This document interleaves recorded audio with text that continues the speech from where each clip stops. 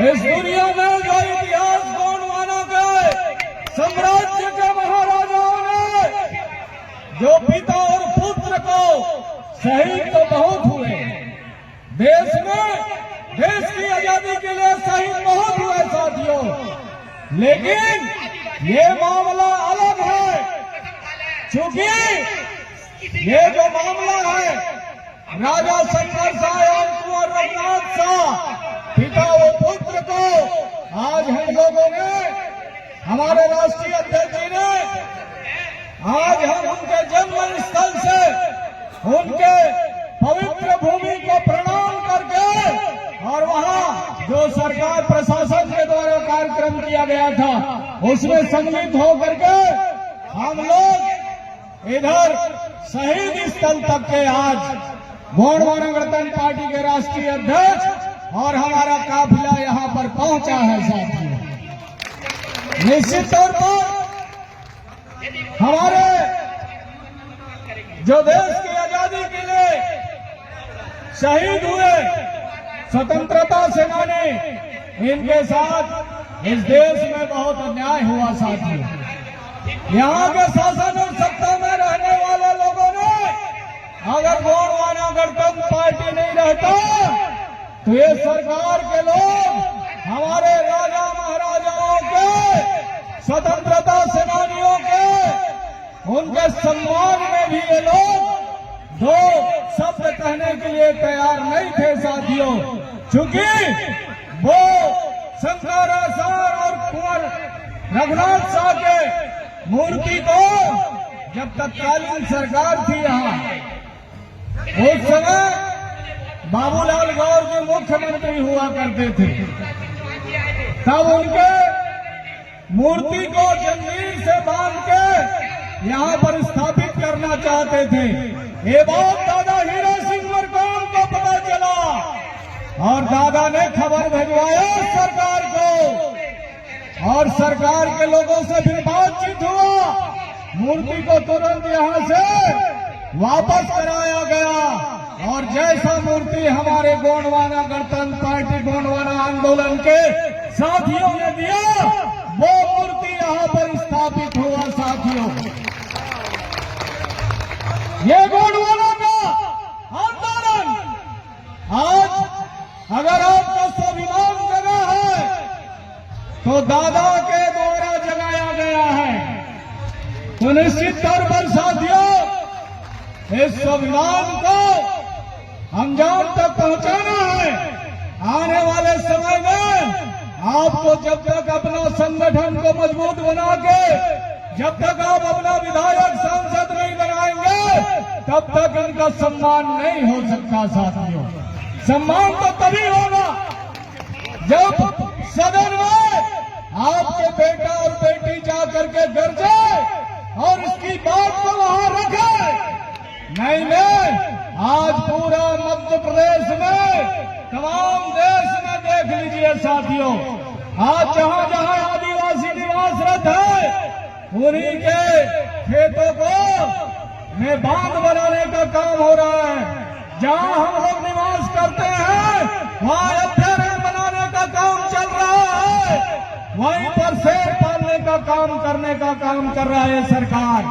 साथियों यहाँ पेशा कानून तो लागू कर दिया गया है, 5वीं अनुसूची की बात तो करते हैं, लेकिन क्या आदिवासियों को उनका हक और अधिकार मिलने का काम हो रहा है? साथियों पूरा देश में आप इतिहास खोल करके देख लीजिए, तमाम जहां जहां हमारा समाज रहता है वहीं पर सोना है, वहीं पर हीरा है, वहीं पर तमाम तरह का मिनरल्स मिलते हैं। लेकिन आज देश के विकास के नाम पर आदिवासियों को, मूल निवासी समाज को विस्थापित करने का जो काम चल रहा है साथियों, इसलिए मैं आप लोगों से निवेदन करना चाहता हूँ, आप यहाँ से जब जाएंगे, दादा हीरा सिंह मरकाम ने जो सबसे बड़ा भू आंदोलन किया, अगर इस देश में सबसे बड़ा कोई जमीन का भू आंदोलन का कार्यक्रम किया वो दादा हीरा सिंह मरकाम जी हैं। उनके आंदोलन से आज लाखों करोड़ों लोगों को जल जंगल जमीन का हक और अधिकार मिला। मिला क्या नहीं मिला भाई? अब जरा हाथ उठा के बताओ। मिला ना? तो आंदोलन के प्रणेता गोंडवाना रजदादा हीरा सिंह मरकाम है। आप जाए और अपने अपने गांवों में, क्षेत्रों में, पारा में, टोला में, मजरा में दादा मरकाम का संदेश को बताए और गोंडवाना गणतंत्र पार्टी का सदस्य बनाए। क्योंकि अभी पार्टी का सदस्यता अभियान में विश्व मूल निवासी दिवस के दिन 9 अगस्त जैसे दिन से हम लोगों ने शुरुआत किया है और दादा के जन्मदिन पर ये अंतिम होगा साथियों। 14 जनवरी अमरकंटक में 2025 में, यानी हम इस वर्ष को संगठन वर्ष के रूप में मनाने जा रहे हैं साथियों। इसलिए आप लोगों से निवेदन है, अगर आप लोग अपने बाल बच्चों के भविष्य को संभालना चाहते हैं, गोंडवाना राज्य स्थापना करना चाहते हैं, बताइए इस देश में 1956 से भाषावार राज्यों का गठन हुआ। बिहारी बोलने वाले को बिहार दे दिए, मराठी बोलने वाले को महाराष्ट्र दे दिए, उड़िया बोलने को उड़ीसा दिया गया, कन्नड़ बोलने वाले को कर्नाटक दिया गया, तमिल बोलने वाले को तमिलनाडु दिया गया, तेलंगाना दिया गया। तो साथियों, गोंडवाना के गोंडी बोलने वाले और जिसका 258 रियासत था, वह गोंडवाना नहीं दिया गया साथियों। तो हमारे साथ सबसे बड़ा छलावा इस देश में शासन और सत्ता करने वाले लोगों ने किया कि नहीं किया? बताइए। किया है ना? तो हमारे मान सम्मान स्वाभिमान की रक्षा तभी हो सकता है साथियों, जब गोंडवाना गणतंत्र पार्टी के साथ आपको कदम से कदम मिला के चलना होगा।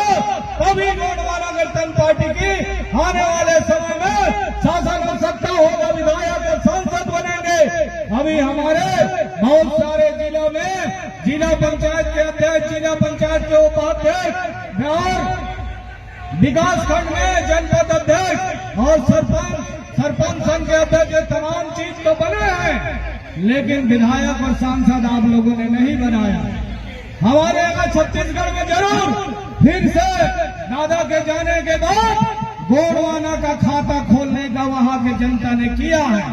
निश्चित तौर पर आने वाले समय में आप बहुत सारे साथियों का हम लोगों के द्वारा महाराष्ट्र में भी ड्यूटी लगाया जा रहा है।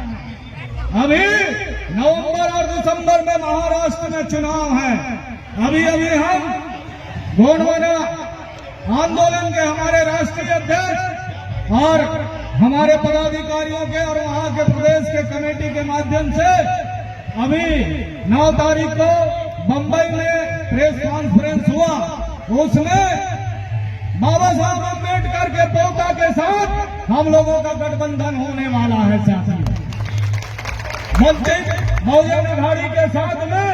और निश्चित तौर पर और वहाँ जो संगठन काम कर रहा है आदिवासी, चाहे गोंडवारी हो और बहुत सारे संगठन के लोग आए थे, वो सब लोग मिलजुल करके इस बार महाराष्ट्र में मिली जुली सरकार बनाने की बात कहा जा रहा है साथियों।